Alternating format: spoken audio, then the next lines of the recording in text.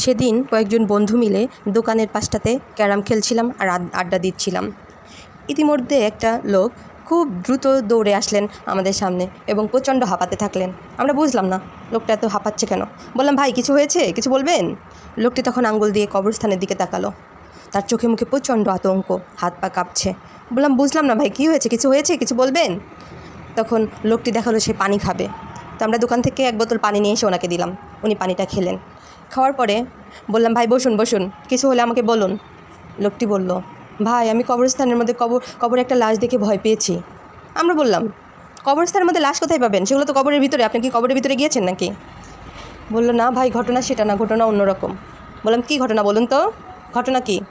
লোকটি বলতে শুরু করলো, 2 বছর আগে আমি এই কবরস্থানের কাছে দাঁড়িয়েছিলাম বা বসেছিলাম 2 দিন। আমি গ্রাম থেকে এসেছিলাম, কোনো কাজ পাইনি, সারাদিন পর কবরস্থানের এই গেটের কাছে বসেছিলাম।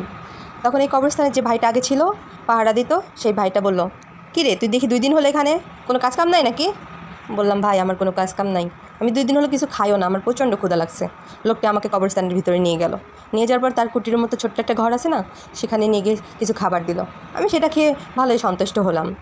আমার খাবার শেষে লোকটি আমাকে বলল, কী রে এখানে থাকবি আমার সাথে?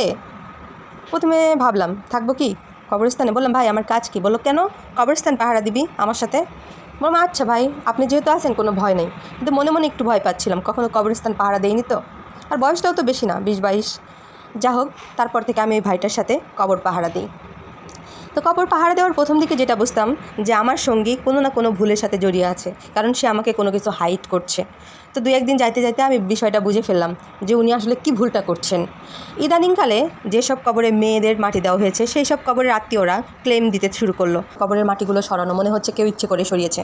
কিন্তু এই কাজটা কে করবে? এই জন্যে কবরের যে যারা দায়িত্বে ছিল তারা বিষয়টা অত বেশি কেয়ার নিল না যে আসলে কিছু ভুলভাল হচ্ছে। তো আমি একদিন ওই ভাইকে জিজ্ঞেস করলাম, ভাই আপনি যেটা করছেন সেটা তো ভুল, অন্যায়, অপরাধ, পাপ। তখন তিনি বললেন, আরে এখানে তো একা একাই থাকি, ভালো লাগে না, এটা করতে ভালোই লাগে, তুইও করতে পারিস। আমি দেখতাম কোনো একটা মেয়ে মাটি হয়ে যাওয়ার পরে উনি কী করতেন, সন্ধ্যার অপেক্ষা করতেন। সন্ধ্যা হয়ে গেলে সেই কবরের মাটিগুলো সরাতেন এবং একসময় ভিতরে ঢুকে যেতেন এবং মেয়েটাকে ধর্ষণ করে আবার বেরিয়ে আসতেন। প্রথম দেখে অনেক পাপবোধ হতো, কিন্তু দেখতে দেখতে একসময় আমি অভ্যস্ত হয়ে গেলাম এবং আগ্রহী হয়ে গেলাম। আমিও এটা করতে থাকলাম। কিন্তু গত 1 বছর হলো ওই ভাইয়ের মৃত্যু হয়েছে। ওনার মৃত্যুর পর আমি একা একা এটা করতাম। আজকে বাদজোহর একটা মেয়ের মাটি হয়েছে, আমি সন্ধ্যার অপেক্ষা করছিলাম। সন্ধ্যাবেলায় আমি একটা টর্চ লাইট নিয়ে কবরের দিকে এগিয়ে গেলাম, মাটিগুলো সরালাম। সরানোর পর কবরের ভিতরে ঢুকে গিয়েছি। গিয়ে পায়ের দিককার বাঁধন খুলছিলাম। হঠাৎ আমার উপরের দিকে চোখ গেছে, অর্থাৎ ওই মেয়েটির চোখের দিকে চোখ গেছে।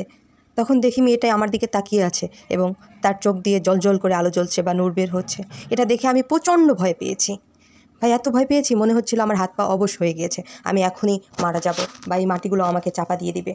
আমি ভয়ে আতঙ্কে ওখান থেকে বের হয়ে কবরস্থান থেকে এক দৌড়ে আপনাদের এখানে চলে এসেছি। এই কথাটা শোনার পর আমার অনুভূতিটা বোঝানোর মতো না। আমার মনে হচ্ছিল আমি বিষয়টা শুনে ওর প্রতি রাগী হব, নাকি ওই কবরস্থানের কবরবাসীর জন্য দুঃখ প্রকাশ করব, না ওকে জেলে দিব। আমার শুধু মনে হচ্ছিল যে মেয়েরা তো সারা জীবন নিজের ইজ্জত রক্ষার জন্য যুদ্ধ করে, তারা কি মরে গিয়েও এগুলো থেকে রক্ষা পাবে না? মনে হচ্ছিল কে সেই আল্লাহর বান্দি যার মৃত্যুর পরও আল্লাহ তার ইজ্জতকে রক্ষা করেছে। আসলে মেয়েরা কি মরার পরেও একটু শান্তিতে থাকতে পারবে না? তারপর আমরা বন্ধুরা মিলে ওই লোকটাকে নিয়ে থানায় গেলাম এবং পুলিশের হাতে ধরিয়ে দিলাম। গল্পটি একটি পেজ থেকে নেওয়া, ভুল ত্রুটি ক্ষমার দৃষ্টিতে দেখবেন। এখান থেকে অনেক কিছু শেখার আছে, আমরা শিক্ষা নিব।